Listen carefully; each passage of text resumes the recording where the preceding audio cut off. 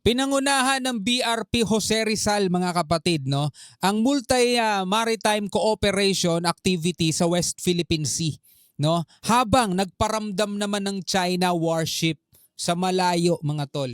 Takot lang nila lumapit, 'di ba? Nagagawa lang naman nila mang istorbo kapag tayo-tayo lang naman diyan eh. Kapag tayo-tayo lang ang nandiyan dyan. Pero ngayon mga tol, wala silang nagawa. Ngayon, ito ang ating panonoorin at bibigyan natin ng reaction video. Para sa mga di nakakaalam, no, nagkaroon ng multilateral maritime cooperative activity kasama ang Japan at US dito sa may West Philippine Sea malapit sa Bajo de Masinloc mga tol. Panoorin natin to. Lumipad ang isang AW-109 helicopter ng Philippine Navy mula sa guided missile frigate na BRP Jose Rizal, isa sa pinakamoderno at pangunahing sasakyan pangdigma ng Philippine Navy. Isa itong multi-role vessel. Bukod sa pagpapatrolya, mayroon itong kakayahan pagdating sa anti-air at anti-submarine warfare. Habang ang Japan, isang multi-mission frigate JS Nashiro FFM-3 naman ang ipinadala. Samantalang guided missile destroyer USS Ship DDG-86 naman ang sa Estados Unidos. Yan, kita-kita naman talaga meron tayo mga kaalyadong bansa na handang sumuporta sa atin. Bahagi sila ng ikawalong Multilateral Maritime Cooperative Activity o MMCA kasama ang mga kaalyadong bansa ng Pilipinas na inilunsad noong nakaraang taon. Isinagawa ang pagsasanay sa West Philippine Sea na nasa layong 31 nautical miles east ng Bajo de Masinloc ang exercise box. Mga 31 nautical miles east mula sa Bajo de Masinloc. Kung naaalala ninyo mga tol, 30 nautical miles mula sa Bajo de Masinloc, sinusundan na ng mga CCG o ng China Coast Guard yung ating mga barko. Sinusundan na nila mga tol, hinaharas na nila. Diba? At nung nakaraan nga, namigay ng ayuda itong ating BFAR at saka ng PCG sa mga mangingisda. Nag-deploy pa sila. Nag-deploy pa sila mga tol ng inflatable boat nila para palayasin yung ating mga barko. Ganon sila katatapang. O ngayon, asan sila? Diba? Nalusaw ata yung tapang nila sa dagat mga tol. Aba, matindi to eh. Dalawang bansa kasama ng Pilipinas eh. Sa operational area ng Northern Luzon Command. Pero pasado alas 7 pa lamang ng umaga nitong Biyernes, namataan na ang isang Chinese warship na may bow number 574 sa layong 8 nautical miles. Ano? Hindi makalapit. 8 nautical miles ang layo. Agad itong ni-radio challenge para tanungin ang pakay sa lugar. O, diba? Subalit hindi ito agad sumagot. Bagamat tinangkapan ng barko ng China na lumapit, muli itong ni-radio challenge ng Philippine Navy at saka pa lamang nag-iba ng ruta. Na ano yan? Ang angas natin mga tol eh, no? No, ni-radio challenge sila oh, nag-iba ng ruta mga tol. Hindi na nakasagot eh. Nakanatakot nila eh, no? May mga kasama tayo mga warship eh. Imagine yung mga tol ha, kung i-compare natin, kung ipagkukumpara natin yung senaryo nitong nakaraan, mga tol, aba, nagpadala sila ng 7 barko, nagpadala sila ng warship nila mga tol, para sa PCG at saka para sa BFAR. Napakaangas nila, nag-deploy sila ng inflatable boat, pinapalayas tayo. Hindi naman threat yun. Namimigay lang tayo ng gasolinang krudo at saka ng mga grocery para sa mga mangingisda natin. Napakatatapang nila mga kapatid, kala mo talaga makikipaggera. Biruin mo, BFAR at saka PCG nagpapadala sila ng warship. O ngayon, mga warship na to, mga kasabay, katapatan nila, o anong nangyari? Hindi man lang makalapit eh, no? Pahiya eh. Well, initially, hindi sila kaagad nag-respond but in the end, dahil sa constant na pag-challenge natin sa kanila, they responded that they're just conducting normal navigation. O, tas ang ginawa lang nila mga tol, labas lang sila ng mga message nila na gumagawa lang tayo ng tensyon, gumagawa tayo ng kaguluhan, mga ganyan mga bagay. Gayunman, hindi nakaapekto ang presensya ng Chinese warship sa kabuuan ng isinagawang pagsasanay at natapos ito ng maayos.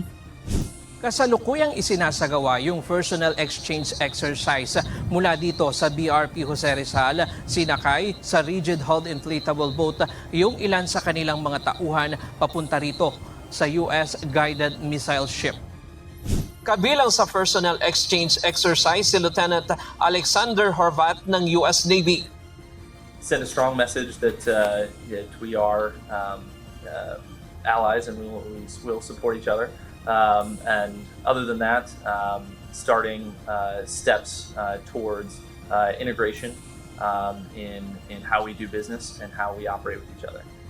Nagsagawa rin ng division tactics kung saan nag-strategic formation ang mga barko sa pangunguna ng BRP Jose Rizal. Sumunod ang US at Japan. Ilan pa sa mga pagsasanay ay ang communication check exercise, rotary flight operations, maritime domain awareness, contact reporting at photo exercise o Photo X. Tatawa talaga ako eh. Napakalayo ng diferensya mga tol, no? Ang layo talaga ng galawan ng China mga kapatid pag ganito. Ganito nangyayari. Dito sa mga multilateral maritime cooperative activity, mga warship to mga tol, no? Wala talaga silang magawa. Hanggang masid lang sila sa malayo mga tol, hindi nga sila makalapit. Diba? Samantalang tayo mga kapatid, kapag nagsasagawa lang tayo ng resupply mission, diba? Hindi naman threat yun, pero napakaangas nila. Makikita mo talaga eh. Bukod sa mga barko ng Pilipinas, Japan at US, ginamit din sa pagsasanay ang C-90 aircraft ng Philippine Air Force at Maritime Patrol Aircraft P-8A Poseidon ng Estados Unidos. This kind of exercise kasi we are trying to test out yung mga capabilities na meron tayo ngayon given our new platforms. And I think we are at par with other countries now that we have modern platforms. And second, we were able to interoperate with them, meaning to say the ability to interoperate with like-minded countries is very important kasi to show na in line tayo sa isang rules-based order. Yeah. Ayon sa Armed Forces of the Philippines, layunin ng pagsasanay na paigtingin ang interoperability at palakasin pa ang combined capabilities ng tatlong bansa. Binigyang diin ni AFP Chief of Staff General Romeo Browner Jr. na ang MMCA ay malaking tulong para sa patuloy na pagpapaunlad sa ating koordinasyon, taktika at kaalaman sa karagatan. Bawat pagsasanay ay nagpapalakas sa ating kakayahang harapin ang mga banta sa seguridad at ipagtanggol ang ating pambansang interes. Ryan Lacanlale. Diba? Tapos ang sasabihin na naman ng China, chess piece lang kayo ng ibang bansa. O diba? Ganon tayo maliitin ng China. Diba? Sasabihin na naman nila, o ginagawa lang kayong pawn. Chess piece lang kayo, tau-tauhan lang kayo. Naalala ninyo yung sinabi ni Wang Yi? Yung ginagawa daw ng Pilipinas dito sa West Philippine Sea is scripted. 'Di ba? At ang gumawa daw doon, nagde-direct, kumbaga nagde-direct dito sa scripted na ginagawa ng Pilipinas sa West Philippine Sea is Western country. Pinapanood sa Western media para palabasin na masama daw ang China. Hindi naman sila masama, mga tol. 'Di ba? Ang ginagawa lang naman nila, gusto lang naman nilang sakupin yung hindi nila. Hindi naman masama 'yun, 'di ba? 'Di ba? Yung binubulas nila yung mga maliliit na bansa, hindi naman masama 'yun, 'di ba? No? Hindi naman masama 'yun eh. Ginagawa lang daw silang masama eh, 'di ba? Masama ba 'yun yung hindi nila nirerespeto yung international law? Masama ba yung hindi nila nirerespeto yung UNCLOS? Masama pa yung mga tol, meron na tayong 2016 arbitral ruling pero hindi pa rin nila nirerespeto. Diba? Hindi naman masama yun. Pinapalabas lang daw silang masama. Ang tindi ng tapak sa ulo mga tol, no? Anyway, bilang isang Pilipino, ano masasabi ninyo dito sa videong napanood natin dito sa mga balitang to? Comment na lamang kayo sa ibaba. Hanggang sa muli, ako nga pala si Shobal D. Peace out!